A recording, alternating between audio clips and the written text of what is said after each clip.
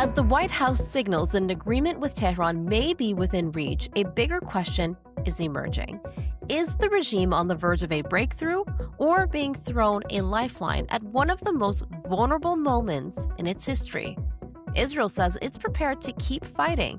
Tehran insists that it won't back down. And yet, negotiations continue. So who is really winning? And what would a deal actually mean for the future of the Islamic Republic? Former US Treasury official Miad Maleki and national security and intelligence expert Thomas Juneau join us to break it all down. Whatever comes out of it, it is not going to be a good deal for the Iranian people. I don't think Iranian people are worse off now after this war than were before this war. Then, what is the Islamic Republic actually thinking? While many analysts try to interpret Tehran from afar, our next guest speaks with Islamic Republic figures, as well as Chinese, Russian, Arab, and Western officials. Foreign policy expert Mohamed Amersi joins us to share what he is hearing behind the scenes and what Iran's leadership may be really calculating as negotiations intensify. It took a lot of persuasion, and I know this from inside, for President Xi and China to actually put Iran at the top of its agenda in their meetings with President Trump. And finally, the globalization of Iran's proxy network. For years, Iran's militant proxies have shaped conflicts across the Middle East. But are networks linked to Tehran increasingly operating far beyond the region? Security expert Roger McMillan and investigative journalist Jay Solomon join us to examine the shadow groups, the security threats, and what it means for Western capitals. There's a pop-up terror network that emerged after the U.S.-Israel war against Iran started in late February. Doing the operational level, recruiting through Snapchat, through Telegram, and even through TikTok. I'm Negar Mojtahedi, and this is Eye for Iran. Here with us now is former U.S. Treasury official, now FTD research fellow, as well as national security expert and U.S. veteran, Miad Maleki, and Professor Thomas Juneau. He's a national security and intelligence expert, an associate fellow at Chatham House, and he's also a professor at the University of Ottawa's Graduate School of Public and International Affairs, and the co-author of an upcoming book on transnational repression in Canada, Coercion Without Borders. Thank you so much to both of you for being here, and welcome to Eye for Iran. Thanks for having us. Thanks for having me. Oh, thank you so much, guys. So it's not final until it's final, and there's no deal yet, but at times there are indicators that we're moving very close to a deal. Other times, all signs point to it potentially collapsing. So my first question is, given in the state we are in now, can any side really claim victory here? Miad, we can start with you, and then Thomas. Sure, that's a really good question. So, kind of reacting to the first part of your question, based on my own experience with this type of negotiations or engagements with foreign governments, especially when it comes to actors such as the Islamic Republic or terrorist organizations, when you discuss the hostage release or those type of matters, it really, first of all, you get a lot of positive messaging from folks who are in the middle of the talks. You get some kind of when it comes to Iran, you get some kind of a sense of optimism or positive kind of notes coming from the Iranian regime side, because they also have a domestic foreign currency market that they need to manage.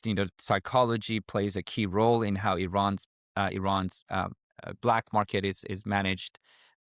So I wouldn't really pay a whole lot of attention to what we're hearing from Qataris, from Pakistanis, from Omanis. They tend to wanting to always portray these talks as going to the right direction, and because they want to bring the both sides together. They want to create a psychological environment that would be keeping the talks on the right track, because they do want to get a deal always. They want to close these talks.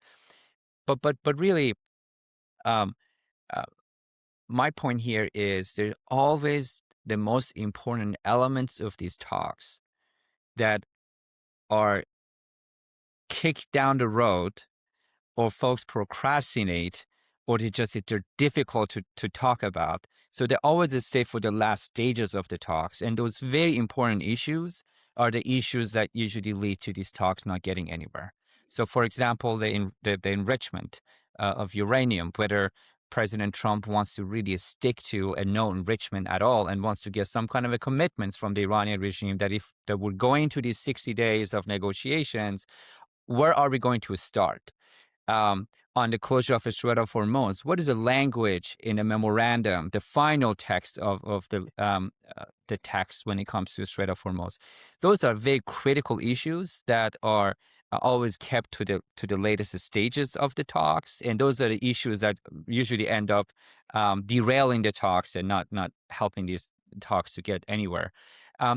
Now, directly answering your question very briefly, I think Iranian regime is very quick to call everything a victory. I mean, it's a regime that runs based on propaganda, in rhetorics, and they've been cornered so badly that they've never been so weak. They've never been so vulnerable that they are today, militarily, politically, economically, you name it. All aspects of this regime is now being threatened. Domestically, they're sitting on a ticking bomb. Their economy has, looking at all the numbers, inflation rate, everything you look at is an economy that has already collapsed, if it's not on the verge of full collapse.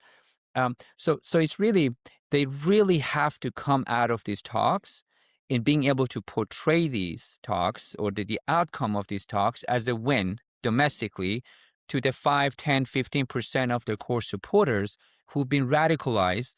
They've been overpromised for years that the regime is going to eliminate the Israeli government, push the U.S. forces and bases out of the region. There's a series of things that they have promised to these core supporters, to these very radicalized ideological supporters.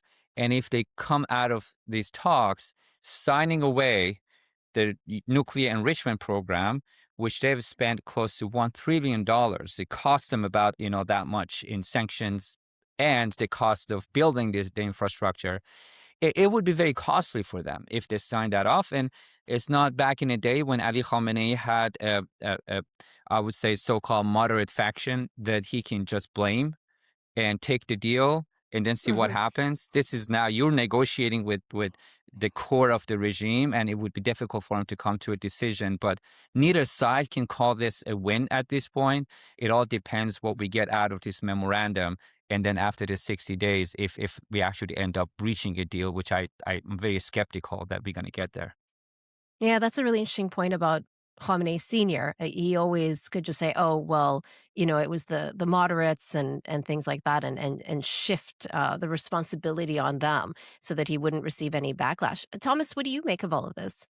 Well, I would say, in addition to what Miad just said, that both sides are going to claim victory. I mean, there's a lot of uncertainty in terms of next steps in the short term and beyond the short term, but I think that's very clear. Both sides are going to frame whatever comes out of this as a victory, and both sides are going to base that on an element of truth, but also on a significant element of exaggeration or amplification. For domestic purposes on both sides, there will be a clear interest in framing this not as a loss or as a waste. On the American side, what we're going to see is the Trump administration frame this as a victory because the Strait of Hormuz will have reopened, which is a bit of an absurd claim if you remember that it was open before the war, but that is what is going to be the narrative. And the Trump administration is also going to emphasize a lot the significant damage done to Iranian military, economic, and other infrastructure in the course of this war, and for that matter, in the course of the June 2025 war as well. And here, there will be an important grain of truth in the sense that it is absolutely true that there has been important damage done to Iran by the 20,000 or so strikes that the US and Israel did during this war. The damage to military infrastructure, to the conventional Navy, to the Air Force, on the economic side, to cement and steel plants, for example, and other economic infrastructure. All of that is real, but it will be significantly exaggerated or amplified by the Trump administration. Note with one obvious example being when the Trump administration says rightly that the Iran's navy has been sunk to the bottom of the Gulf. That's true, but that's the conventional navy. It's the Artesh navy. It's not the IRGC navy, which retains more than enough capability to block shipping in the Strait of Hormuz or the Persian Gulf in the future. In the same way, when numbers of missiles or missile launchers or missile production sites are given, they're not necessarily wrong. They may be exaggerated, but they're not fundamentally wrong. What's missing from the narrative is that the IRGC only needs to keep a small proportion of its missile capability to be able to reach the same outcomes, which is close the Strait of Hormuz or hit Gulf Cooperation Council states, Arab states on the southern shore of the Persian Gulf. With 20 or 40% of its missile capability, they can still do that. On the Iranian side, there will also be tremendous amplification and claims of victory, notably in terms of its ability to close the Strait of Hormuz. This is a demonstrated ability that I have no doubt the Islamic Republic will keep again in the future. And the Islamic Republic will also clearly spin the message that we won by having survived. They're not going to say it in exactly these words, but that's going to be at the core of their messaging as well. I think, we could go on for a long time, but I think the bottom line is that both sides will really amplify their real wins in this war while also downplaying what have been serious losses for both as well. Yeah, and when it comes to Iran's ballistic missile abilities and capabilities, they have so many, almost like underground cities that are still intact, and we can't forget about the drone factor, because with drones you don't really need a launching pad, which makes it even more dangerous. So when it comes to this deal, I mean, we don't know what's going to come out of it for sure. We do know that for sure they are talking, talks are happening. We do know that there's going to be, as you both mentioned, some form of reopening in stages of the Strait of Hormuz, and that includes the blockade that the U.S. imposed on April 17th, and potentially looking into an extension, of course, of that ceasefire that we're already in for another 60 days where negotiations take place. So when you look at things like, we don't know about enrichment, like you said, ballistic missiles, proxies, the highly enriched uranium, in your view, Thomas, we can begin with you, and then Miad, what is good about this deal and what is bad, or what needs to happen in order for this to be a good deal, so to speak, in your view? Well, that's a good question, but a complicated one in the sense that it depends good for who. One point that I think is stating the obvious, but has to be said because it's been neglected a bit in more recent weeks. Whatever comes out of it, it is not going to be a good deal for the Iranian people. They have been thrown under the bus by the Trump administration. I think some people were overly optimistic that the Trump administration really had that angle at heart early on. I think for a number of us, it was clear that it was not the case. And now, whatever comes out of this, the Iranian people lose. And I, as much as we were saying before that there's wins and losses in the column for the governments of Iran and the U.S., not for the Iranian people. So I think that has to be said. In terms of what makes a good deal, well, obviously a good deal has to reopen the Strait of Hormuz. But I think there's two major caveats here. First major caveat is that I really fail to see a scenario where the Strait of Hormuz reopens quickly and entirely. It is going to be a gradual reopening, because the mistrust is so high between the two sides, but also strictly from a logistical perspective, it will take weeks, if not months in some cases, for shipping companies to get going again, for supply chains to be relaunched in the Persian Gulf and elsewhere, for ships to come back, et cetera, et cetera. So this is at best going to be a gradual reopening. So a good deal is one that is where this gradual aspect is as quick as possible. And I think that's the best we can hope for at this point. The other point I'd mention, and we could go on for a long time, but I'll only mention one other point to be quick here, is that a good deal is one that blocks as much as possible, and block is not the right word because I don't think we can do that, unfortunately, is one that makes future efforts by the Islamic Republic to close again, to shape again, to block again traffic in the Strait of Hormuz as complicated and costly as possible. In an ideal world, that option would be closed. I don't think that's realistic at this point, but I think in the next steps for the US and its allies in Europe, but also in the region, will be to think really hard. How do we make this as difficult as possible in the future for the Islamic Republic to close the Strait of Hormuz again? I don't have a magic answer to that. I think there's various ways to think about that. But the Islamic Republic has set the precedent of closing Hormuz. It has been extremely valuable for the regime. And now the next step, once it's reopened, is to try to keep it open. What do you make, Miad, of all of this? Do you agree as someone who worked for the U.S. government? Well, I mean, there are a few things that I wanted to kind of react to. I guess a lot of what I'm hearing um, from you and what I've heard um, publicly, kind of this whole Strait of Hormuz was open, and I think Thomas kind of raised that. The Strait of Hormuz was open before the war. Now it's closed. We're going to go back to where it was before the war. First of all, I think, before I went to the Treasury Department, I worked at U.S. Central Command, and we knew that Iran is going to pull that trigger at some point. They were talking Hmm. about closing the Strait of Hormuz before they had a nuclear program, Yes. because the nuclear program gave them a kind of a leverage to blackmail the international community and drag them into talks. But this pretext that Iran makes its decisions, the Iranian regime makes its decisions only in reaction, or all of Iran actions are reactions to U.S. policies.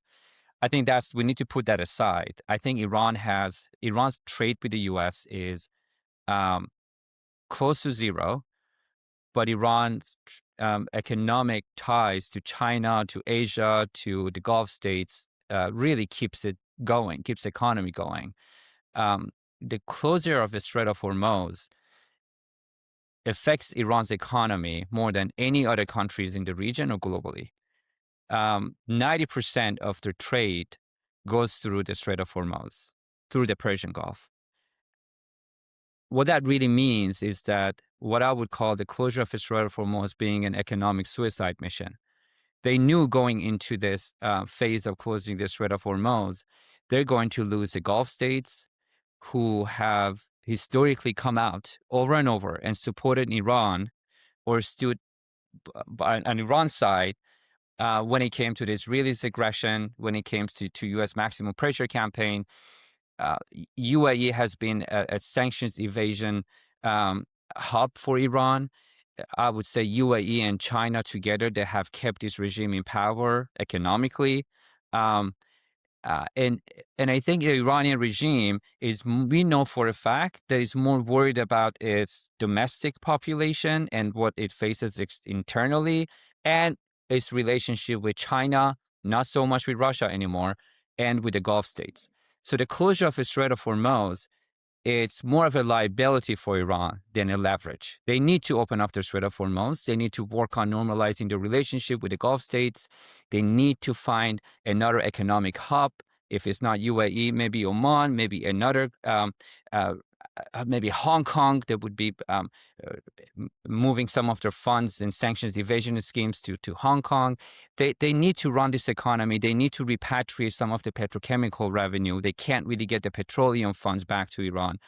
They really have to open up the Strait of Hormuz. So I think at the end of the day, a good deal for us would be a deal that the Iranian regime does not receive sanctions relief that are significant, a deal that would not deprive us, the U.S. government, of going back and continuing our maximum pressure campaign or economic campaign, unlike what JCPOA did, which really tied our hands on the sanctions side or sanctions enforcement side, not just on the nuclear front. Nuclear front was checked, but then on the terrorism financing side, on other proliferation issues that we were looking at, on missiles and drones, it really tied our hands. We couldn't really enforce sanctions because Iran was very sensitive about sanctions. Javad Zarif at the time called it, Treasury Department was playing a game here, imposing terrorism sanctions that are still kind of going after the spirit of the JCPOA. Anyways, I think one is the Iranians inside Iran and the regime, what it's saying is a ruin after this war. They're walking around in the streets. They see RRGC bases that are damaged. They see government buildings that are destroyed and demolished. I was talking to someone who just managed to get in touch with me from inside Iran, and he said, the Pasteur Street that used to be this huge center of the Supreme Leader office and and regime stronghold, and it used to be all closed to the public. Now it's just a desert. Now it's like completely demolished. So the reality on the ground in Iran is that they have been defeated. I mean, they've been the air defense system that they were advertising, selling to the domestic population as an effective system that was targeting U.S. drones and keeping the Israelis out of Iran airspace. You know, an Israeli pilot told me once that they were flying inside Iran as long as they wanted. There was no air defense system that they were really worried about. It's really, I wouldn't really listen to the propaganda and rhetorics that comes out of Iran. They really try to sell to their population that they've been, they have come out of this conflict with an upper hand.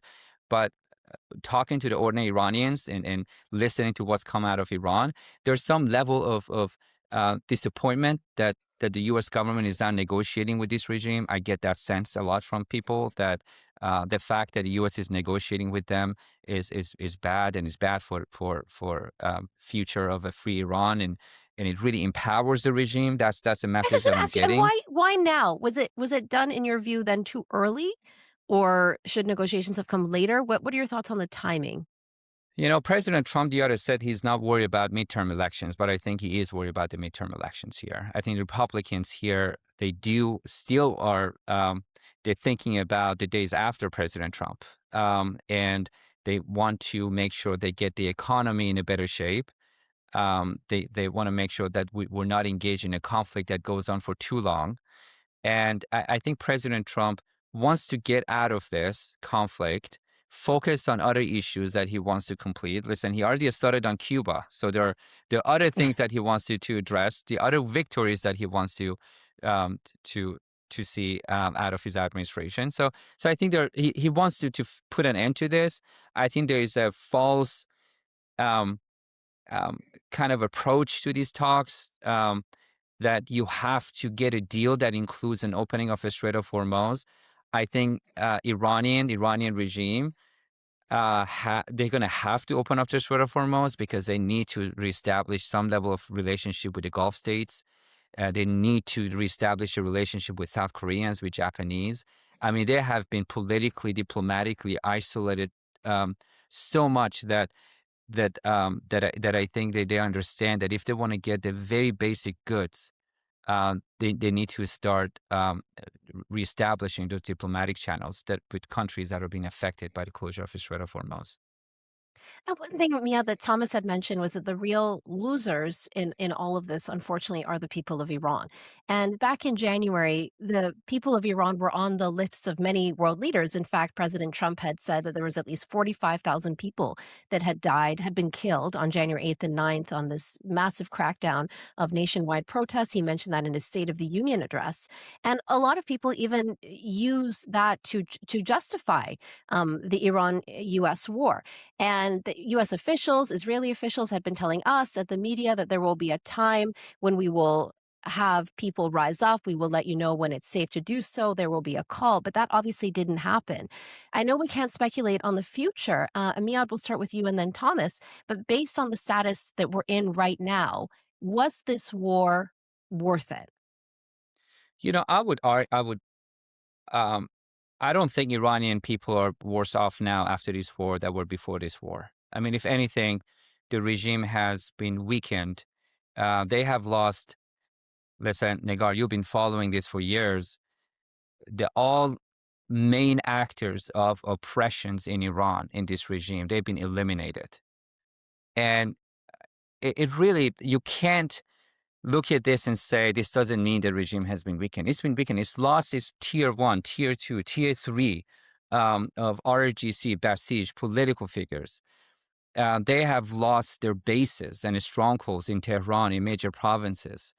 They have been seen as incapable of securing Iran's airspace. And there were, Iranians were sitting at home looking outside their windows, and U.S. and Israeli jets were flying in and out with no issues. It's in January when the regime killed close to 40,000 people. I mean, I think the numbers are much higher than 40,000. I'm still hearing people are missing. Every family has been affected in Iran. Everybody So, knows somebody. Yeah. right, exactly. It's and I think people were calling for the U.S. to go in and engage in some kind of a show some kind of a responsibility to protect. The Iranians are being slaughtered. Well, U.S. went in, and I don't think you can expect an air campaign to lead to a regime change. So, I mean, you cannot get a regime change out of an air campaign. If anything, a campaign of airstrikes is going to delay a regime change. It's going to weaken the regime, but it's going to send people back home. It's going to create a state of war that would really suppress the market demand. It would control inflation. It would bring the country into a state of war, as it was the case in the 80s, that for the Iranians, the state of economy and social issues become a secondary matter. The first matter is their own livelihood and how they can survive a conflict. But at the same time, at the end of this war, this regime is coming out weaker.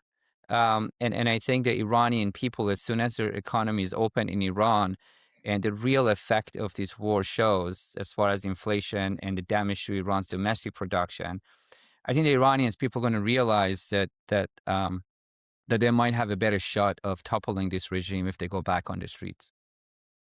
Thomas, what are your thoughts? Is the regime weaker in your view? And was this war worth it ultimately?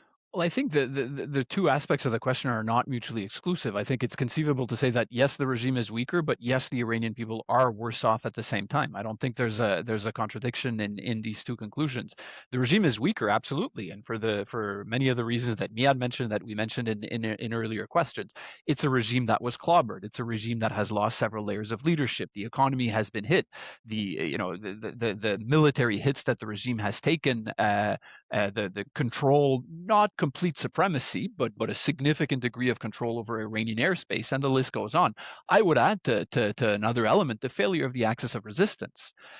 When for decades Iran provided support to Hamas, to Hezbollah, there were multiple reasons for that, but one of the core reasons for the very existence of the axis of resistance was forward defense. The idea that the threat of retaliation by Hamas, Hezbollah, and others against Israel, against American military assets in the region, would deter an American attack on the Iranian homeland. That was at the core of the raison d'etre of the axis of resistance, and that failed in the sense that there was an American attack that was not deterred by the threat of retaliation by the axis. That's a tremendous blow to the regime as well, to its credibility, to its reputation, domestically, but also regionally. So all that to say, absolutely the regime has been weakened. What does that mean in terms of next steps? I think is extremely unpredictable. I think that's kind of stating the obvious, but always has to be said. The regime stability, the resilience of authoritarian regimes is something that all of us, academics, think tanks, media, governments, I was in the Canadian government as well for 11 years, so we looked at these issues for a lot. We are all very bad at predicting the next steps in terms of authoritarian stability, resilience, or collapse. I think that it's stating the obvious, but we always have to keep that in mind. So yes, the Iranian regime has been weakened. Not only by the war, but that the protests that you were right to bring into the conversation, because in the real world, these two issues are completely mixed. We can't, in practice, separate them. But I also think that, yes, the Iranian people are worse off at the same time. One, there's an economic factor to that. The economy was already struggling. Miad made reference to that in one of your earlier questions. Things are going to be even worse. The hits to the regime as a result of the war, the American blockade, the self-blockade that Iran imposed on itself, as Miad rightly said, the hits to a variety of economic infrastructure during the war, the additional isolation. I don't know how much lifting of sanctions there will be as a result of future negotiations, but I tend to think that there will not be that much, and it will certainly not be a boon economically for the regime. Add to that the regime's priority in terms of rebuilding in the short to midterm will be the missile production factories, the drone production factories, and so on. Not necessarily completely mutually exclusive, but that will be the priority.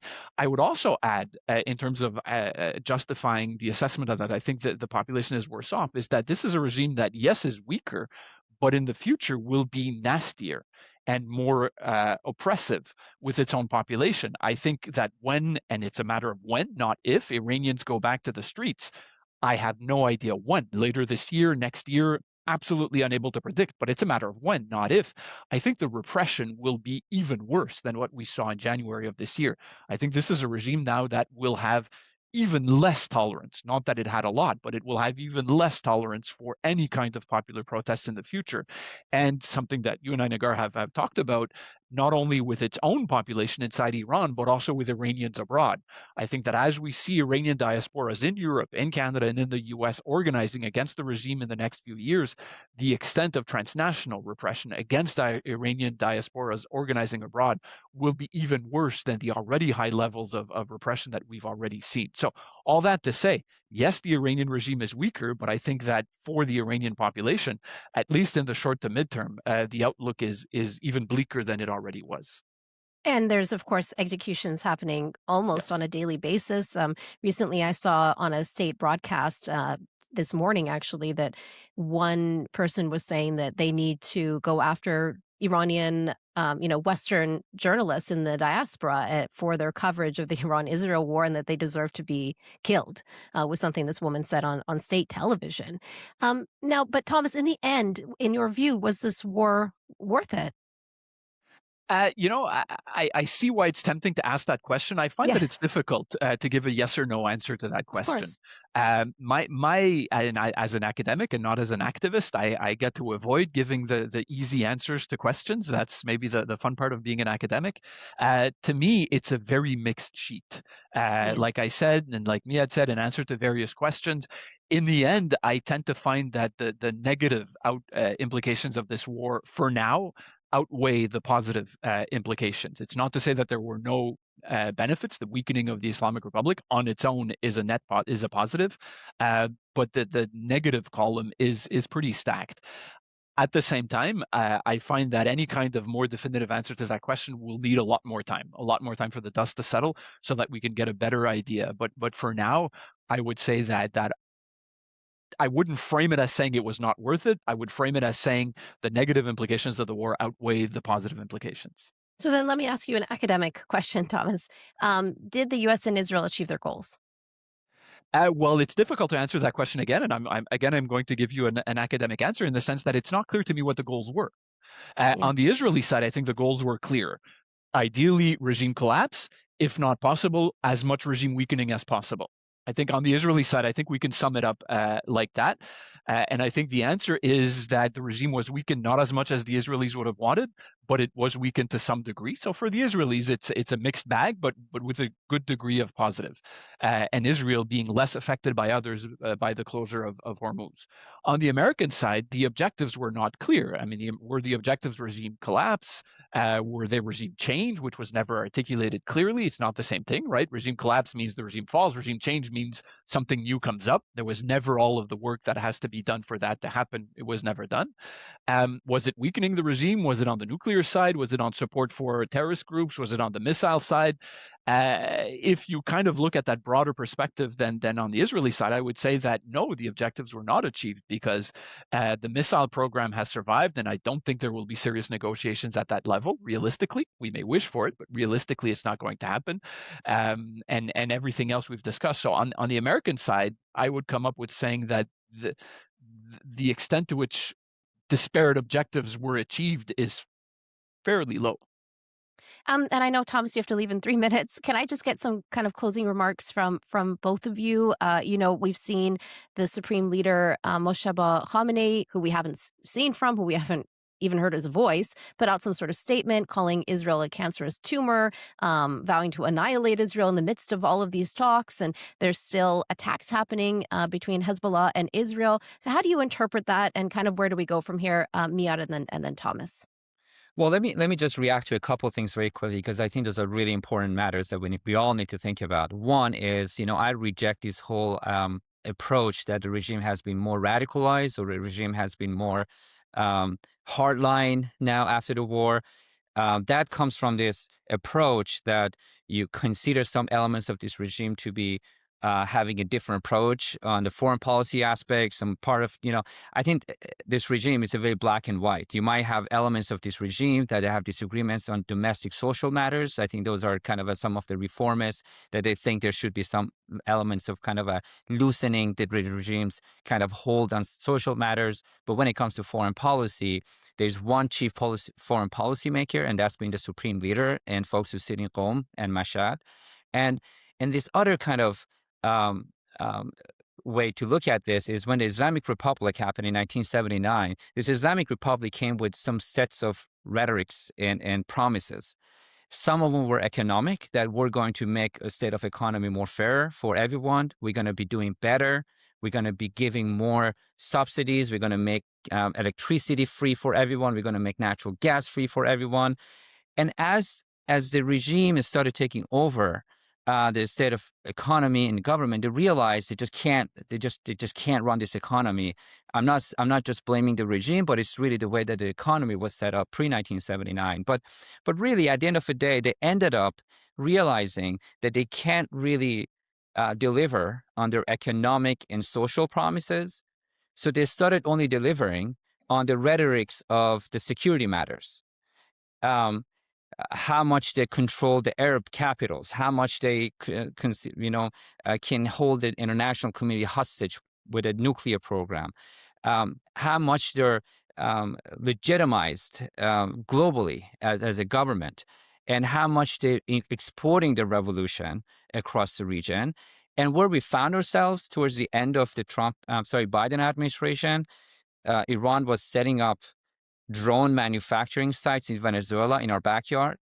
Iran was shipping the same boats that they're using to close the Strait of Hormuz today to Venezuela. They're setting up missiles manufacturing site in Venezuela in our backyard. And I got to tell you, that was keeping me up at night because I lived in Texas and Florida, and I was seeing Iranians thinking about drones that could reach the southern states in the U.S. And that was the same doctrine that they had, that they implemented around Saudi Arabia with the Houthis, the same doctrine with the Hezbollah and Hamas around Israel.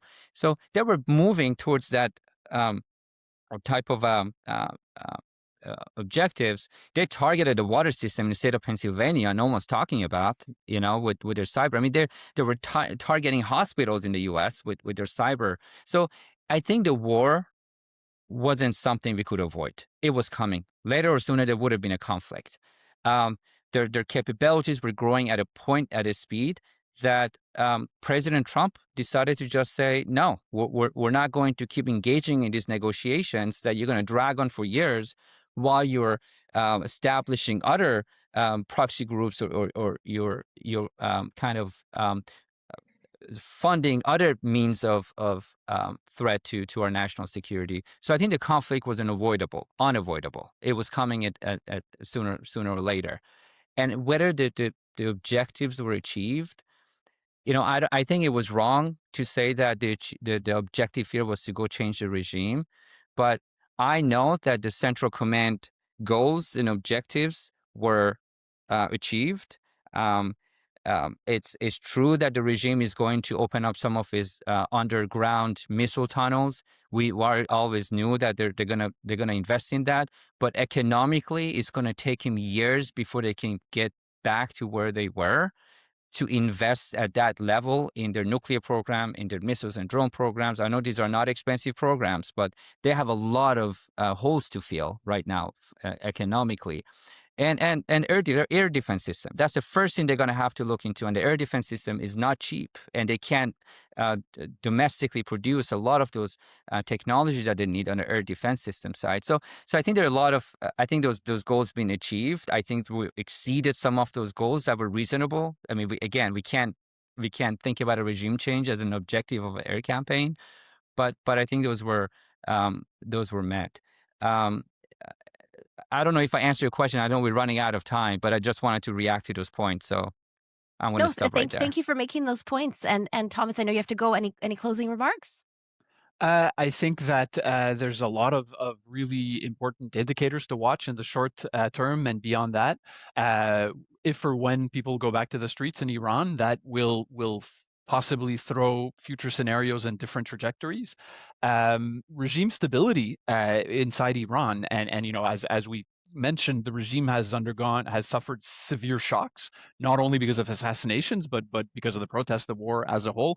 It was predictable that during the war, the regime would stick together in terms of succession, not only of the supreme leader, but of the multiple other positions for which there had to be a succession plan being implemented, including in some cases 3 or 4 times. But as the dust settles gradually after the war, the issue of how the regime reconfigures itself will be essential, and how can it rebuild itself and rebuild everything that was destroyed while maintaining not only a facade of stability but a real stability will be difficult because the pressure will be massive. So on the domestic side, that is absolutely something to monitor. Thank you so much to you both. It was an honor to have both of you on Eye for Iran today. And there's lots more in store. And I think this story is really just beginning. Thank you. Our guest today is Mohamed Amersi. He is a foreign policy expert, a peace advocate, former venture capital businessman. So a big variety there. Mohamed, welcome to Eye for Iran. Thank you very much for having me. I've heard and read so much about you, so it's really a privilege to be on your show. Thank you. That's very kind of you. You're in Ottawa right now. You're speaking with the Canadian Parliament. You have a very unique background. You know President Donald Trump from your venture capital days. You speak with Arab regional leaders. You speak with UK, European leaders all over the world. And you also have contacts within the Iranian regime. So you really are speaking to all sides. So tell us, because you have that insider knowledge and you have the perspective of speaking to all sides and all parties, what is the mindset right now of the Islamic Republic of Iran? So I think the mindset is the same that it has always been, which is that they want to be treated with respect and they wanted to be accepted a part of the international community. They have been labeled a pariah state from 1979. And at some point in time, I think that the rest of the world, especially the Western powers, need to change that perception and need to accept that Iran is a 100 million population country. It sits at the absolutely forefront of the Middle East. And it is a power that, you're not going to be able to just wish for it to go away. And this has been, I would say, thinking that has generally prevailed in the West, but it is thinking that I think it's changing and hopefully changing for the better. I think within Europe, and especially my country, the United Kingdom, it is now accepted fact that we will just have to work with, not deal with, but work with Iran and come to a resolution so that we can put the past behind us. So one question that I get asked a lot, and I hope that given your insider knowledge that you're able to help answer, is who is calling the shots right now in the Islamic Republic? So, that is a question that obviously is asked everywhere. The question really should be reframed to see, to be, what is Iran? What has it been? What is it today? And where does it wish to go? The people who are in charge are people that are in charge. They can be for 47 years or 97 years. I'm not sure that it really, at the end of the day, matters. What really matters is what do the people of Iran really want for themselves and also about their relationship with the outside. I'm not trying to duck or avoid the question, but the question really is that whoever is in charge today has a responsibility to look after a civilization that has been one of the oldest, 2,000 year, and the state of Iran, whatever form or shape it is in, has been in existence for 500 years. If you look at the history, the Qajars, the Safavids, they've all had their challenges in trying to protect their country, Iran. And I see this as a custodianship situation where the responsibility today is with a certain group of people. That group of people will be there. They're not going to be there forever. And their job is no different from the job of their predecessors, which is how do they ensure that this country not only survives, but eventually thrives and leaves its mark and plays its role not only within its geography, which is the Middle East, but also beyond its geography. But realistically speaking, like where does, when Khamenei Sr. was around, the buck stopped with him. What about now? Is it Vahidi? Is it Khamenei Jr., who we haven't seen from? We haven't even heard from him, not even a voice recording. So who's making the decisions ultimately? Is it like you said, it's a group of people. So is it decentralized and there's different factions saying different things at the same time?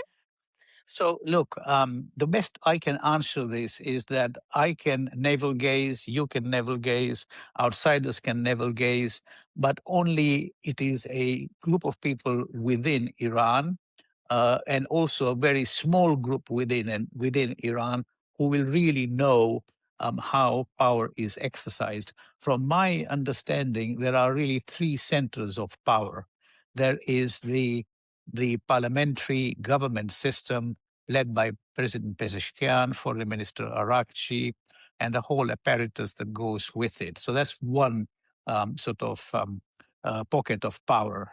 There is then the people that are charged with safeguarding Iran, which is largely the IRGC, the Basij, and all of that, whose job is to ensure that Iran is protected, it is supported, it survives, and all of that. And then there is the religious establishment, and hence we call Iran the Islamic Republic, because it was the revolution in '79 that brought the Islamists or the Shia theologians and the leadership in power, and they are also a pocket of power to be reckoned with. So it's a relationship, and it is a balancing between these three powers to ensure that whatever happens the best for the Iranian people and also for the Iranian state, where safety, security, protection, and ensuring that it is not undermined by foreigners who are very keen. If you look at the Wesley Clark doctrine, which I'm sure you know about, it was not his doctrine, but he disclosed the Pentagon memorandum that said that it was largely US policy to weaken and undermine 7 Middle Eastern states. 6 of them have been done, and there are people that want the 7th state, Iran, to be done as well. And of course, the Iranian leadership do not want this to be done, tick a box and break it up. If you look at Lebanon, which I know very well, you look at Syria, you look at Iraq, these are broken states where government, where people have been divided into tribal lines, into religious lines, and then they end up fighting and killing each other. So nobody then has control and nobody poses any threat to any Western interests, and in particular Israel in the Middle East. And this is to some degree the agenda that also applies or applied to Iran. And Iran is the number 7th on the list.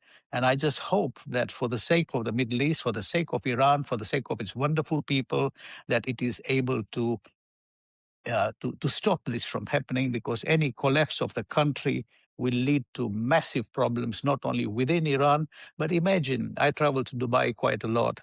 They were kind enough to give me $1 million gift, which was the Nobel Prize from the Knowledge Foundation of Sheikh Mohammed bin Rashid Al Maktoum. I know the country very, very well. That's like half an hour flight. It's like few hours sailing. Imagine if there is a crisis in Iran and 2 or 3 million people decide to cross the Persian Gulf and enter the UAE or Qatar or Bahrain. Do you think that any of these states will be able to cope with that? So my worry is that there has been a lot of short-term thinking on the part of the West without really understanding what the ramifications of their policies are likely to lead for their very best friends.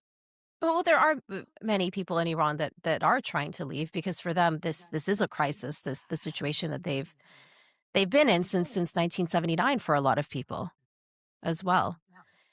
Yeah. But So friends of mine at the University of Tehran, I could name them, have been looking at this in a very careful, systematic way. And clearly there has been an erosion in support for the religious establishment because of what happened with Masa Amini, who knows where the actual blame lies, and many other situations. So yes, there has been an erosion. But, my last visit was in December, and I go there 4, 5, 6 times a year. And every time that, honestly, I have been there, Negar, there has been a freeing up and a freeing up and a freeing up of social structures. The hijab, which was so strictly enforced today, is largely non-existent in Tehran. And even in places like Qom and Mashhad, if you visit, which I did, maybe there are 60% of the people are not required to anymore. There has been a liberalization, but as they say, morality is like a spider's web. If you break one or two strands, then you have to also ensure that the whole structure doesn't collapse. Yeah, but there were a lot of people that were killed and died to get that, sort of opening up, as you mentioned, that didn't need to happen. And some people say that the regime is in a place where, when so many people come out and aren't wearing the hijab, there's only so much that they can do, given that the state that they're in right now as well. But when it comes to the long-term political structure in a post-Khamenei senior with his elimination, and again, mentioning that we haven't heard from Khamenei Jr., even seen from him, heard from him, what does the future hold in store for? Do you see an end, some people say, to the Velayat Faqih? So that's a very, very interesting question. Now, there is no secret that I'm a Shia believer. I follow Shia tenets. I don't hide from that. I'm proud of it. And Vilayatul Faqih is a doctrine that is very, very enshrined within the Shia people. It's very simple. It says that after the Prophet, the 12 Imams, one by one, decided to take on the mantle of leadership of the Shia people. And then the 12th Imam has gone into occultation. And while he is in occultation, the responsibility for the Shias rests with whoever is Wilayatul Faqih. This is a doctrine that is specific to Iran.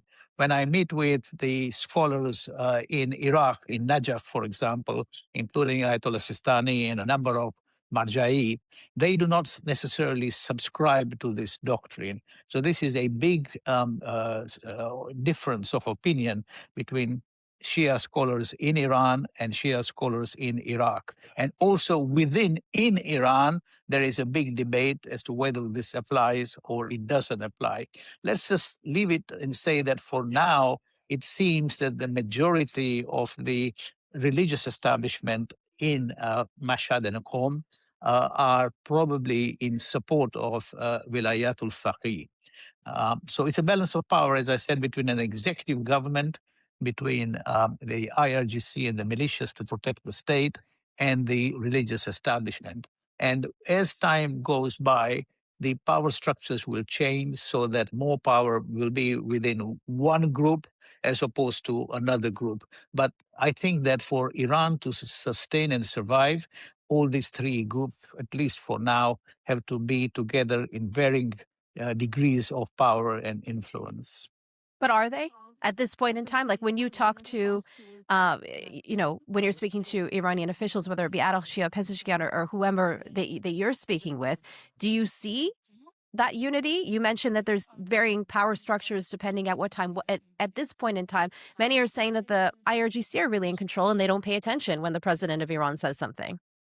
So look, you're right. The executive presidency is not really like Macron in France or Trump in the United States.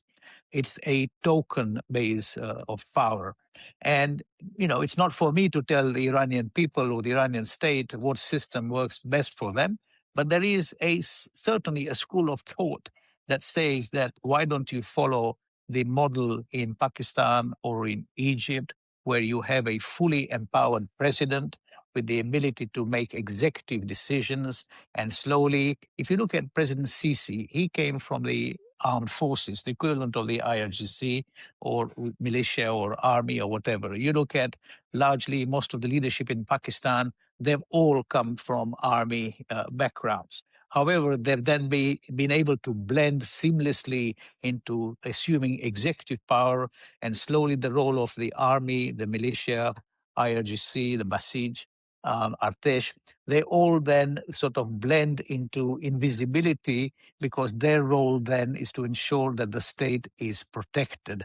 But they are involved in the decision making, but they leave the decision making to the executive branch, who has to deal with it both inside of Iran and project unity, force, strength, power outside of Iran. So this is the weakness in the current system. And I hope that one of the lessons that they will learn from this very tough experience that they've had in the last 6 months is actually to think of what now is the real recipe for ensuring that Iran as a state, Iran with proper leadership, not only survives because it's been in survival mode for too long, but actually now thrives and create a society that is inclusive of the Iranian people. When it comes to the state of Iran at the moment, and again, based on your insider knowledge with the regime, which gives us a unique perspective, unlike any other guest that I've had that doesn't have a relationship with this regime, do they see themselves as winners or losers right now? So, firstly, it's so easy for everybody in the West, and I also make the mistake of calling it regime. Regime, in some respects, also reminds you of a military junta that stepped in and taken over. I would rephrase that and talk about the Iranian government, okay? Because it is a government. There is no place in the world today where democracy is practiced in such a free and fair way, because democracy is really ruled by majority. Imagine it's a 51-49 situation. The 49% are a substantial majority in any framework. However, they are marginalized because we do not know any better system of governance. So, But they do have the IRGC ruling right now that's making the shots, as you mentioned yourself. No, I'm saying no. I didn't. What I said was that it's a triumvirate where the influence of one leg or the other leg increases or wanes depending on what the externalities are and what the internal issues are. But now, coming back to your specific question, so yes, they are trying their best. They went through one of the toughest phases one could ever imagine. That they've hit, the US, Israel hit them so hard, probably caused $270 or $230 billion of damage, which will take a long, long time to fix and repair. Nobody's coming out and saying, well, here is a, cash allowance from here or there, and use this money to fix it. So they are trying to protect the state. They're trying to protect the people. They're trying to protect calm, reasonableness, and the ability to deal with what they have to face. But I think that it's incumbent on all of us from the outside to give them a chance. Human rights violations are absolutely not acceptable. And there are question marks as to what prompted what happened in January. There are big question marks as to how many people actually died. There are question marks as to. But no matter what, people did die and people were 100%. killed, and Sure. people are saying they don't. Majority. I mean, I know we obviously have a different perspective here, but majority of people are saying they don't want this regime. The government, yes. So, when you say majority, Negar, that also begs the question. Now, I'm sure, and you and I know many people in common who live in the US. I will not mention names, that will not be fair. But, and they obviously have a slightly different perspective, because they feel that if they were to go back to their motherland, their home country, maybe they will be discriminated against, maybe they will be taken into custody, all sorts of stuff might happen. I know a lot of my think tanker friends from Washington, New York, and elsewhere, great people who would love to go back, who unfortunately do not feel secure in going back. And this is one thing I have repeatedly told my people that I engage with in Iran, that you need to make conditions that would allow people to feel safe and secure to come back. You need to create conditions that would allow voices of dissent to be heard, and wherever it is possible and wherever it is justified, to make sure that changes happen. I am optimistic, Negar. cautiously optimistic, but optimistic that this wake-up call over the last 6 months and a deal will be done with the United States. Whether Israel will be a part of it, will be a spoiler, remains to be seen. Whether Israel's present government survives, doesn't survive, is also something remaining to be seen. But the deal will get done. I'm confident of that. And then, really, it's for every one of us who have any feelings for this country to talk to people there, explain how change should take place and how they can create a better environment for their own people. Now that they have sanctions lifted, money starts to flow, correct investments need to be made, and they need to be positioned as a country of 100 million people, the largest market in the Middle East. People with, by far, I've dealt with all the Gulf states, as you know. I lived in Saudi Arabia for 6 years. I lived in UAE for close to 12 years. I know the leadership in all these places. There is not any group of people that have got the scientific, the cultural, the literary, philosophical mindset that the Iranian people have. They are the most sophisticated, the most learned, the most intelligent, and the most wonderful people, but they need to be now given a chance to shine. And what are the Arab leaders telling you? You're in touch with them as well. So how do they see this? Oh, and I know that obviously there's different perspectives. I don't want to, paint them all as being one thing. No. So clearly, those that share resources with Iran have a slightly different standpoint. So by that, I mean, if I was to talk to the Omanis and the Qataris, of course, they are upset about their countries being hit. Of course, they understand that largely these strikes were not really targeted at their own people, but they were targeted at US and international assets that were housed within their country. So Oman and Qatar probably would have more sympathy towards Iran, especially Oman, where, as you know, their government has played an outsized role in trying to bring peace and security. I think in UAE, it's a different situation. There are approximately 400,000 Iranians living in UAE, in Dubai particularly. They have contributed massively to the growth and prosperity of the UAE.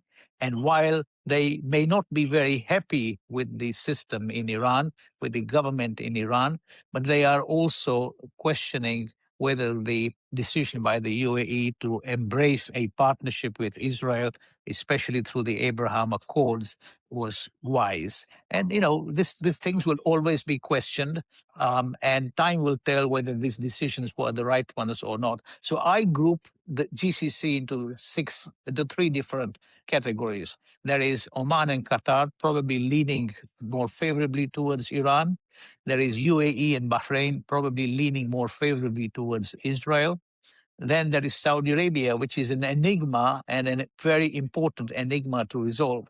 If I see Saudi Arabia's trajectory, I think Saudi Arabia feels that it is in a much stronger position aligned with Pakistan, Turkey, and I'm thinking maybe soon with Egypt in that mix as well. So Pakistan is a nuclear power. Turkey is one of the strongest, it has the best leverage, NATO member, friends of Russia, friends of the West, controlling the whole Central Asian geography, neighbors of Iran, and having at least a vocal position that is anti-Israel. So an alliance of Saudi, Turkey, Pakistan is a very strong proposition. Now, whether that alliance will eventually grow and allow countries like Iran and Qatar and Oman to join or not, I think it's too early to say. Okay. And what about Russia and China? Are you in touch with any officials there? And what do you see as their next moves? Because those are very important players here. So I sent you, but maybe it was only I read today. it, but so I mean, just okay. I did read it. Sure. But I mean, for Okay. our No, audience. so okay, sure. So both countries are going to play an increasingly big role, not only vis-a-vis Iran, but also vis-a-vis the Western world and also parts of Africa, Latin America, and all that. Let's analyze each of them now. It took a lot of persuasion, and I know this from inside, for President Xi and China to actually put Iran at the top of its agenda in their meetings with President Trump. It was still not the number one item, but probably the number two item. The number one item was Taiwan. The number two item was Iran. So for China, stability, economic stability is absolutely vital. And for that, they urge the United States to be cautious and not allow for the prosperity of the Gulf states and of Iran to be undermined by wrong geopolitical moves. So that was the pressure that she was able to exert on President Trump. It was not like, oh, well, Iran is our best friend, so we are going to support them and you need to support them and all that. It was really a much broader discussion. And even that, it took a lot of, I went to China 3 times. I made speeches to the private sessions of the MFA, and most of my speeches got translated in Chinese, and I was told that they were quite informed. They played a big part in informing the approach of China. Russia is slightly more transactional at the moment, because Russia, for them, the Ukraine war has sapped a lot of their political bandwidth, energy, goodwill, etc. So if you see, they gave up on Syria rather easily because they were promised to be getting a somewhat easier ride in Ukraine. So the feeling within Iran is that while Russia has been a friend, but there is also a perception that if push was to come to shove, Russia will look after Russia first, and Russia will not look after its friends unless it also aligns with Russia's own interests. And this question really comes to the fore in what happens to these 400 kilograms of enriched uranium. Is that going to be degraded in Iran under supervision, not supervision? Is it going to be degraded at all? Does anybody even know where it is? I have my theories on it. So once you answer that question, and then if you say no, the US insists that it has to be sort of exported out of Iran, then there are really 2 big repositories of that. Russia is one. They already and shot that down, though. The Russian proposal, that was a few months ago. No, it's still been on the table. As you know now, my perception and my expectation, Negar, is that an MOU will be signed between the US and Iran maybe by this weekend. I'm hoping Saturday, Sunday latest. According to Axios, it appears that President Trump said it's near complete, but his sign off maybe potentially in a few days. No, so what's happened is this. So I know Barack Ravid, and he obviously is a source and a very good source, but he sometimes tends to show his own importance. My understanding is that the points have been largely agreed, but not fully agreed. My understanding also is that the Pakistani foreign minister has decided what parts are not fully agreed that you know of? Let me come to that. So the Pakistani foreign minister, Dar, is on an urgent trip today to the United States to meet Rubio. Okay. And he is going to talk to Rubio to finesse the few points that are not fully agreed. It's also Rubio's birthday today, so whether he will take the time out to meet Dar, I don't know, but I'm hoping that they will meet tomorrow and iron out these creases. At the same time, Trump is under pressure to make sure that his MOU is signed off on by largely the Gulf states as well, because their involvement is very, very important. Now, the points that I would imagine are points of difference is, should there be a toll charged for traffic passing through the Straits of Hormuz? My suggestion has always been that there is no easy way for Iran to recoup. And this is for the entire Iranian people, including the diaspora outside. $230 billion of damage has been done to Iran infrastructure.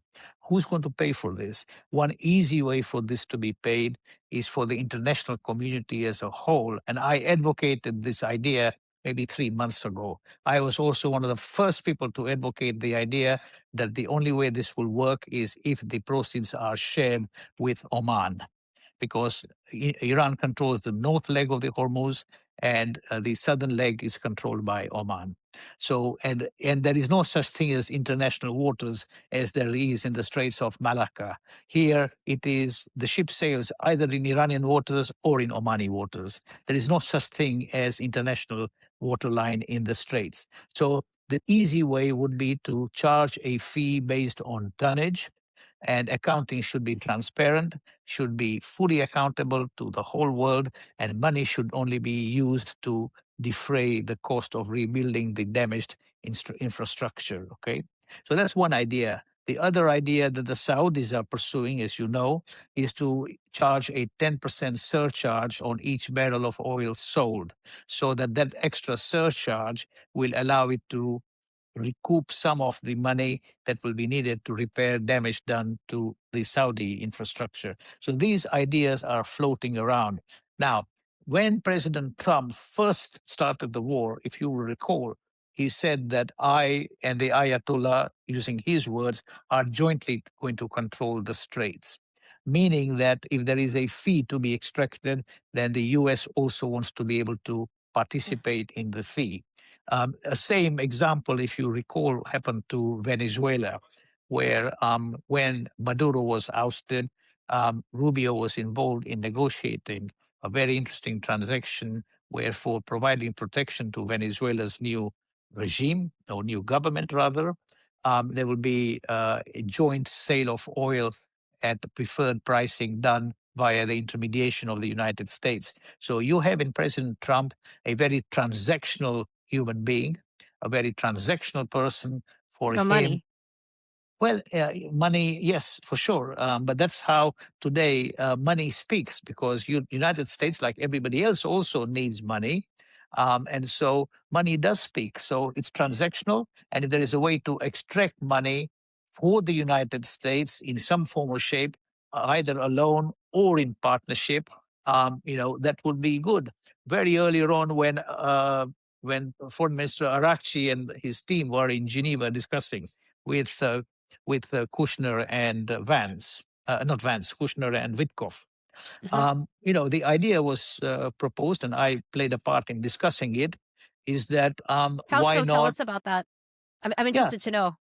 yeah, sure, of course, of course. So one of the ideas that was discussed is a structure set up in Geneva, a bit like the Russian structure. I don't know if you know the company Gunvor, Gunvor.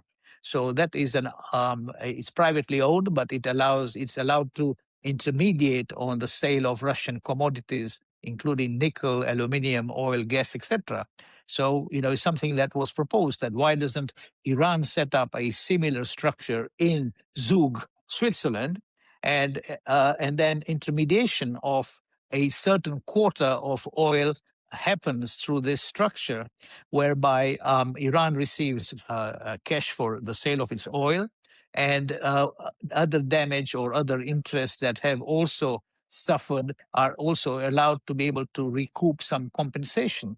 So I believe this was discussed in the Geneva talks, and largely it received interesting responses. But all this I'm hoping that this is going to be on the agenda in the 60-day post MOU signing phase, where parties will be able to sit down and come to Turkey on a number of these issues. So, so tell me, just because I'm curious, how were you part of the discussions you just mentioned with Witkoff and Kushner? I'm not talking to Witkoff, obviously. I'm not talking to Kushner, but I am allowed to, and I do from time to time come up with ideas that hopefully feeds into the negotiating team or the negotiating intermediation, whether it is provided by the Omanis or the Qataris. I feed ideas. It's a melting pot, and then these get discussed, and some of them obviously are discarded. Others that have got some legs are then refined and made part of the discussions. And so you mentioned ironing out certain details as being essentially Iran, So I potentially Oman, mentioned and the Hormuz. U.S. making money from that. Look, it's making money. It's not really a nice way to put it. It's really to compensate for the loss, devastation, destruction that they have faced, which is huge. Somebody will have to pick up the tab. So this is one way for the debt to be picked up where So the that's costs one of are. the details that they're ironing out. Yeah, And you sure. also mentioned that Saudi Arabia is an enigma in all of this, and you've got Bahrain, you said, and the UAE closer to Israel, Qatar and the Omanis probably more on the side of Iran. So when it comes to these final details, and you mentioned earlier that Trump wants these Arab states to sign off, or is talking to these Arab states, ultimately, is Saudi Arabia the one that could make it or break it? Then, if that's the kind of what are your? But then how will, if they have diverse opinions in these Arab states, how will they all sign off on the same agreement is what I'm trying to get at. So I think largely at the MOU stage, the MOU is identifying, as it were, the agenda items for a meeting. It's identifying where there is agreement, then that is pocketed and boxed. It's finished. Where there is no agreement as such, but there are positions being defined, then clearly it is for lawyers and others involved in the framing of the MOU to present it as best as consensual, but also identifying areas of differences which will be hopefully resolved in 60 days. Now, the Hormuz thing is black or white. It's pretty straightforward. Either it is open for all or it is open for mostly all, and then it is chargeable for some. So this is the item on the Hormuz. And this would be a major win for President Trump if indeed a resolution on Hormuz was to happen.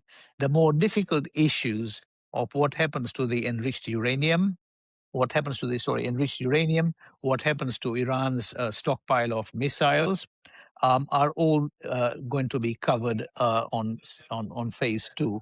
And on phase one, for what Iran will give up is its leverage on Hormuz. I would expect and I would hope that Iran will be able to receive approximately at least 12 billion, but up to 20 billion, but more like 12 billion of money.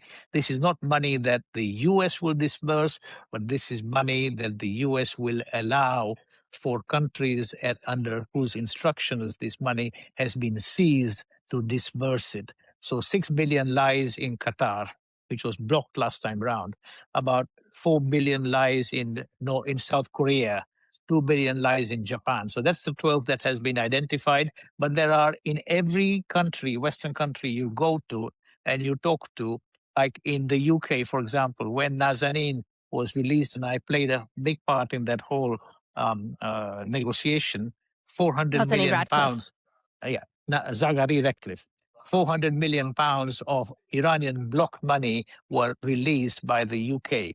But what was not released was the interest that this 400 million pounds had earned over a period of more than 20, 25 years. So in every Western country, if you look at it, there is money that country continues to owe to Iran. If we are going to find a resolution, Negar, for this, we now have to find a complete resolution where Iran has to be told also not to meddle in the affairs of Lebanon, Iraq, Syria. Let them get on with their destiny. Yemen, whatever their destiny is. In return, Iran will be respected and accepted as a member of the international community. Sanctions will be lifted.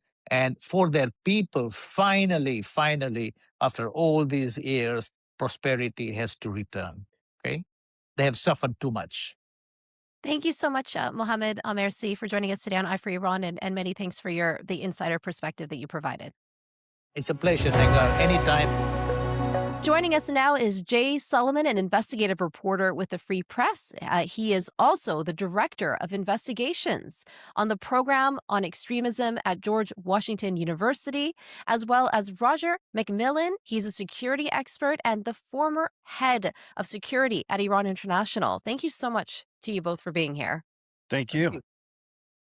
We've got a very important topic to talk about. So recently, U.S. prosecutors allege a senior Katiba Hezbollah figure was involved in attacks and attempted attacks that spanned the United States, Canada, Western Europe.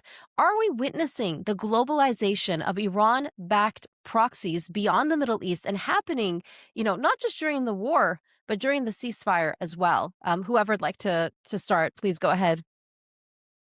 Jay, Sure, I'll start it off. I mean, the arrest of is still murky, but essentially the FBI, I guess in Iraq or maybe in Turkey, the circumstances are unclear, arrested a senior Kataib Hezbollah commander who was extremely close to senior IRGC officials, including the late General Qasem Soleimani. And he is being charged with essentially overseeing this global terror network, basically run by the IRGC through Kataib Hezbollah to target Jewish and Western targets across Europe and into the United States. The arrest specifically focused that he was this commander who they called Al-Sadi was planning, essentially had outsourced an attack to a Mexican drug cartel, or that's what he thought he was doing. It was actually an undercover FBI agent, but they were getting ready to try to target Jewish synagogues in New York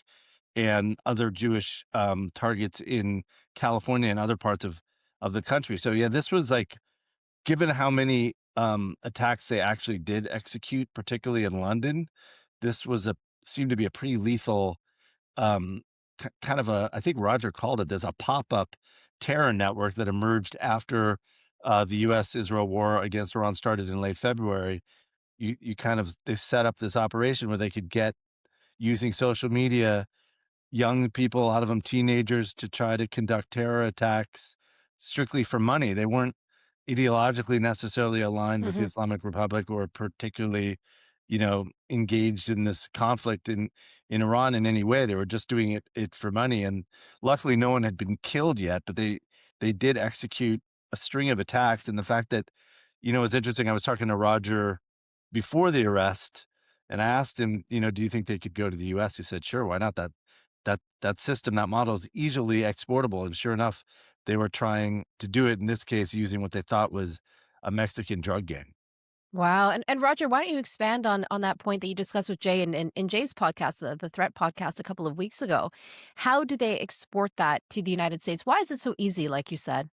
It's very easy. I mean, this is not a new model that they've done. This is something that has actually been seen in the past. So it's a quick dust off the old sort of proxy within a proxy model. If you look at what happened after the death of Qasem Soleimani back in 2020, you did start to see these new accounts and these new organizations start to spring up very quickly, linked quite closely to Kataib Hezbollah. And it's something that is very easy to go and do. You just have to have the right social media networks, the challenges, and you can then really pick people up very quickly who will be maybe motivated ideologically, or in this case, mostly motivated by money. As Jay said, it's very, very difficult to work out where the various interlocutors are, because much like Iran, the Islamic Republic they have the Mosaic defense system. They have exactly the same in this case. So you're at the very top layer, your strategic layer. It is going to be guided by the IRGC. Moving down, it is going to be the Hashtar-Shabi proxies, such as Kataib Hezbollah, who will be doing the operational level, recruiting through Snapchat, through Telegram, and even through TikTok now, apparently, is you're getting people hooked in and sort of sympathizing with something, not knowing what they're doing, not knowing exactly what they're doing, what the purpose they're doing it for, but for a few dollars, for a few pounds, whatever. And it's an incredibly easy model to export. So it was created in Iraq. It was refined. It was first conducted in Europe, and it was refined in UK, ready to be exported across to the rest of the world. That's the next step, it appears. It is very much the next step, and it's a logical next step because they've already tried certain aspects of recruiting of children in Israel. So that was one of the first steps that we saw right back in the beginning of the year. And then they tried it in Europe. And of course, with America being regarded by the Islamic Republic as the great Satan, it is inevitable you're going to take it there. That's inevitable you're going to be targeting, American political figures. In fact, Ashaba Yamin did actually reference right back in, I think, early April, I think it was, when they referenced making attacks on President Trump and the family. And of course, that was what Mohamed Amersi was seemingly planning when he was arrested. So it's a natural escalation. It's a natural step. And indeed, in America, it's a fertile ground because, there's so many people who are armed. There are so many people who are, impoverished. There's so many people who perhaps even sympathize with the Islamic Republic or other pro-Palestinian organizations who can be persuaded into conducting these acts. And not only is it easy, like you mentioned, it's also, I would assume, very difficult for policing agencies to monitor something like this if they're recruiting, young kids on TikTok. I mean, you can't possibly check every single social media account. How do you monitor something like this? I think the challenges law enforcement have are just off the scale. I mean, you can create accounts, you can create them very quickly, you can post something, somebody will find it, they will comment on it. You can then engage with them, flick them to a different platform. So any law enforcement monitoring is gone, and it's trying to pick these threads up, which is incredibly difficult. But the arrest of Mohamed Amersi is a phenomenal. Don't underestimate this. This is an incredible piece of work that the FBI and other law enforcement agencies have done. The interagency operations with the Turkish police to arrest him and then extradite him to face charges in the US is phenomenal. And if you think this happened roughly in mid-May, perhaps he was arrested. We're not quite sure when it happened, but he was arrested at the end of April, early May.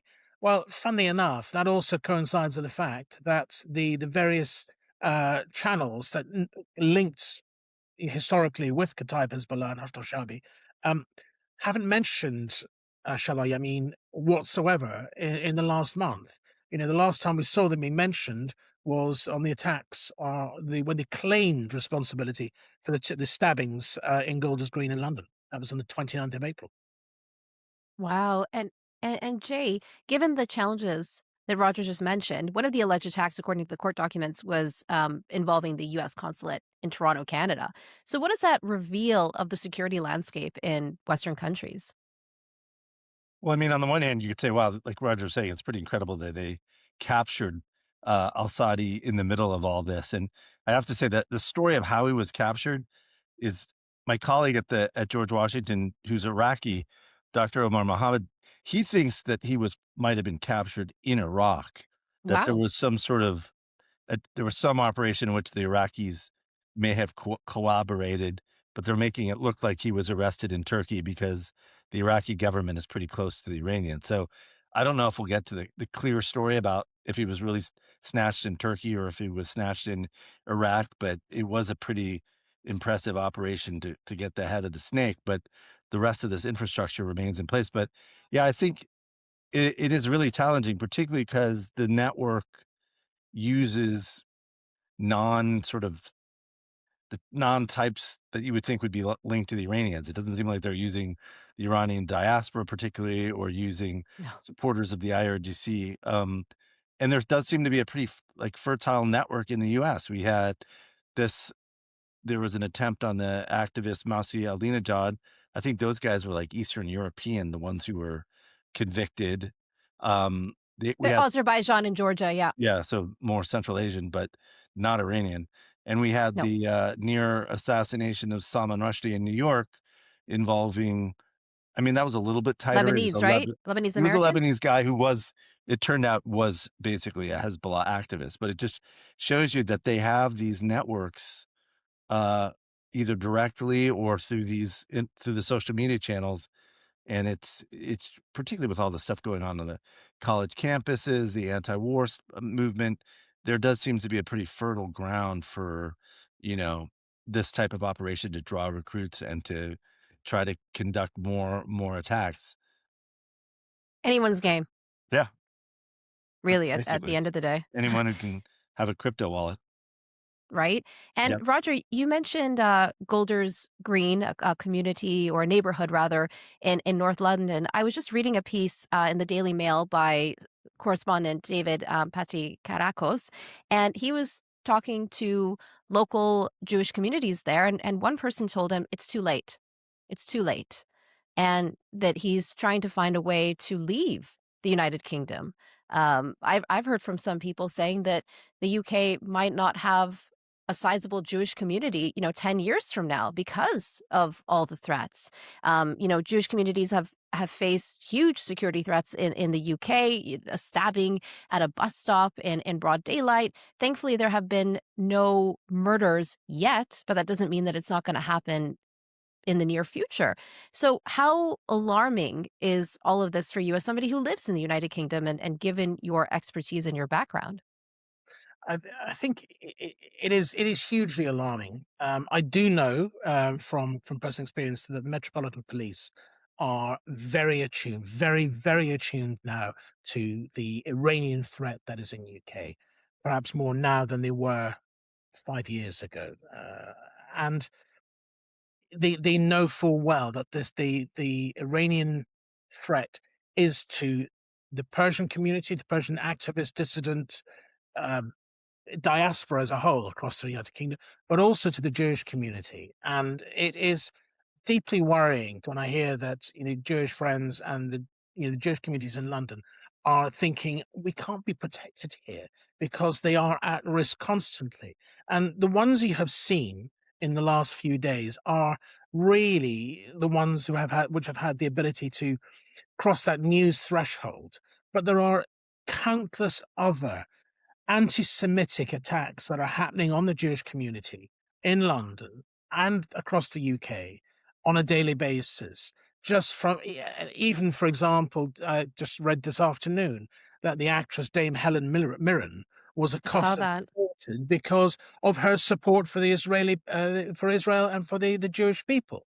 And these are the kind of microaggressions that are appearing on on regular basis, not just against adults, but against children at school who are being threatened.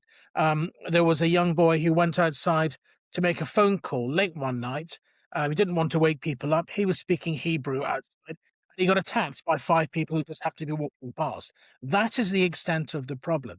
It is incredibly difficult with the issues that we have and how perhaps UK is becoming so polarized by these actions. And a lot of the activity is undoubtedly um, supported or encouraged by the Iranian the IRGC and the Islamic Republic soft network of influence that they have back in the UK. We know all too well about the likes of Press TV's activities with their Yeah. Palestine Declassified program. We know that they have countless other media outlets which promote the IRGC and the Islamic Republic of Iran's view, Hispan TV, Lua Lua TV, Bahraini channel. There are countless other people who also spread anti-Semitism, spread the distrust and the hatred against the Iranian community in the UK. It's horrific.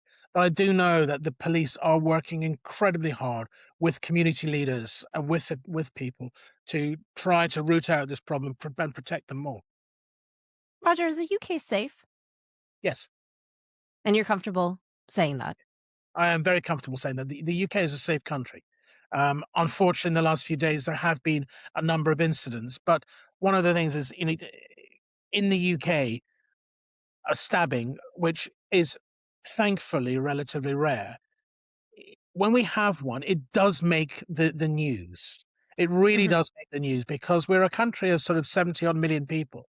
Yeah. And, there was one today, for example, where a man was convicted of murdering a young student on the south coast, and he was using a kirpan knife, a religious knife for the Sikh community, which is completely out of sorts of the Sikh community. But that makes major news because it's a rarity. I've been in many parts of the world, and London for me is still home and it's still safe. You have to be. It's a big city like anything, and you have to take precautions. You have to be aware of your surroundings. But I do still feel safe here. There's a very heavily surveilled city. There's CCTV everywhere around here, and so we are protected. But of course, you can't mitigate for the actions of one idiot who has perhaps been persuaded to do something online he's been radicalized or she's been radicalized in doing this, and some of them just go along for the ride, as it were. It's a mug's game. That is Mhm. a difficult bit to mitigate against. That's a very good point. And Jay, speaking of radicalization, at the beginning of the podcast, you mentioned this pop-up terrorist group that emerged from the Iran-Israel-U.S. war, Harakat al-Shab al-Yamina al-Islamiyya Hayyu. What exactly is this new kind of pop-up terrorist group, as you described it? I know you've been digging deeper into it, and how is it connected to Katiba Hezbollah? This is the group that was basically carrying out all these attacks in Europe. It was set up by this Kataib Hezbollah commander, al-Sadi, who was captured. So, it was basically a way for them to use social media channels and other influence networks to find young people. Most of them who have been captured were either teenagers or people in their early 20s who weren't ideologically attached to the IRGC. They weren't sort of sleeper cells that were either waiting in Europe or had been sent in from the outside. They were just guys who wanted some money, and they would take out the attacks. And not all of them were Jewish targets. They went after major American banks. They went after Bank of America in Paris, an attack that didn't work out, but they were trying to set off an incendiary device that apparently would have been quite powerful if it had actually gone off. And the kids involved, I think, were lured in thinking they were getting involved in sort of some dispute between a guy and his ex-girlfriend or something. It wasn't Really? apparently, Rogers dug into this. It wasn't couched in a way of like, oh, this is a attack related to some geopolitical conflict. It was sold as something that had to do with like almost a domestic dispute. But they went after a major U.S. bank in Paris. They went after a major U.S. bank in Amsterdam. So this was mixed in with all these targets against synagogues and Jewish community centers and religious schools. But at the top of it was this al-Sadi, Kataib Hezbollah commander who, in the indictment, you see pictures of him with Qasem Soleimani. You see pictures with him with al-Mohandes, who was the founder of Kataib Hezbollah. So he was a senior Kataib Hezbollah official, and it's pretty, it shows you something that the IRGC and their proxies don't seem to be, they're willing to take the fight into the U.S. This indictment listed like 4 or 5 or 6 targets they were going after inside the U.S. So it shows the ambition, but it also shows that the foot soldiers often are unaware and aren't even knowing of what they might be doing. Wow, that's very scary. Not only to be so ignorant and unaware, but also the fact, like you guys mentioned, that it's not necessarily ideological. And if the price is right, you can be bought. So, Roger, why don't you tell us more about some details on how those kids were recruited and how old were they? So the recruitment methodology changed. Initially, we see them being picked up on Telegram. Certainly, that happened in Israel. There were also VIP employment bots, as they call, on Telegram channels, saying you're coming to work for Iranian intelligence, and that was one part of it. When you went into those bots, you'll be asked a series of questions. Where are you based? Do you know any military targets? Can you do this? What can you do? Do you know anybody? All of this bit just to win your confidence. And then the initial sort of ask was something very, very simple. Put posters up of, I don't know, Benjamin Netanyahu with a cross through his face, put it on there, send us a photograph, and that's the trust building. And it escalates from there into perpetrating, for example, the attack on the Hatzalah ambulances in Golders Green, or right up to the attacks against Iran International themselves. That's another one. And they're not all against US targets or Jewish targets. There are still the Persian targets in there as well. We must never forget that. So, and the people who are doing it ranged. I mean, they're mainly kids. I think the youngest one was 16 years old, I think. 16 only. Wow. Yes. So 16 years old, 17 years old, majority of them in the sort of teenagers or young adults. And so we haven't just got a potential radicalization or criminalization aspect, you've got a safeguarding issue for children, who are using their apps. They're on, we all know that kids these days, they're on TikTok, they're on Snapchat, they're on various other apps all the time, getting information, talking to people, commenting on things, seeing a video, making a comment, forwarding it on, and lured into there by saying, hey, thanks for liking my video. Do you want to do some of these as well? That kind of engagement in a very soft method to engineer people, social engineering in effect, to get them to do something on your behalf. They haven't a clue who you are. They haven't a clue why they're doing it. Many of them, I would say, wouldn't even know where Iran, Iraq, Israel are on the map, let alone having an understanding of the sort of Muhammad Ali Jafari's Mosaic defense doctrine. My God. So this is what you're dealing with. You're dealing with people who are so far removed from the reality. They think they're just doing something to get 20 quid or $20 and some fun on YouTube or whatever. That's it. Wow. Just to close off, any final closing thoughts from both of you in terms of what you guys are looking out for in the next, coming weeks and coming months, whether there is a ceasefire or not? I'd say I was a bit surprised how little attention the arrest of this Al-Sadi guy Yeah. garnered in the U.S. because he was downtown Manhattan.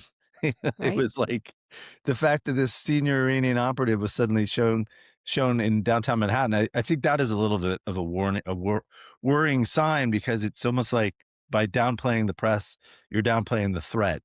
And I do think they have, a fertile ground to which to weep if they seek to. So that's kind of the thing that struck me. It was downplayed a lot by the press, while it is clearly a significant threat. And I just hope, I don't think Al-Sadi's capture means the death of this high-E terror network. I'm sure it's still there, and I just hope people remain vigilant. Roger, how about you? I'd absolutely agree with that, and I'd also say that this is again the way that they operate with this. We go back to it, the Mosaic doctrine. So whilst Mohammed al-Assadi has disappeared, the entity, the control mechanisms, etc., they still exist. They could be resurrected by the next one who pops his head up above the parapet to go and take control of it. But I also my fear is that if there is indeed a ceasefire, that gives the Islamic Republic, the IRGC, time to regroup, to strengthen themselves, to regain control of aspects that they've lost. They have given the people of Iran limited degree of internet access back, so communications with families, etc. But they know in a heartbeat they can flick that switch and cut them off again. My concern is that in the next 60 days, the IRGC will seek a victory by saying, well, we still exist. You tried to bomb us, you tried to do this, we still exist. You've just given us, if you believe it, between $12 and $24 billion, which they've already said they're going to reinvest in munitions and drones, etc. What else will they invest in? Not the people. Not I can tell you that. Absolutely not the people. They're the last things that they're going to invest in. But they will invest in, as they stated just the other day, the destruction of Israel, the destruction of the great Satan. Those still remain tenets true. And they will use every lever they can. And whilst they can't necessarily strike the US and strike Europe with missiles and UAVs, etc., they can, very much using these soft influence networks, gain criminals, gain the trust of the youth, and put them to do small tasks which seed fear back into the various people in the communities into which they're attacking. This is not going away. This is something that will endure for a long time. Well, thank you so much to you both for joining me on Eye for Iran, and thank you to the both of you for the incredible work that you do and for putting, huge issues like this on the map. Thanks, Negar. Well, if you like this episode, you can hit the like button. You can also leave us a comment, let us know what you think. And you can also sign up for our weekly briefing newsletter at iranintl.com/newsletter, and go check out our dedicated English website at iranintl.com/en.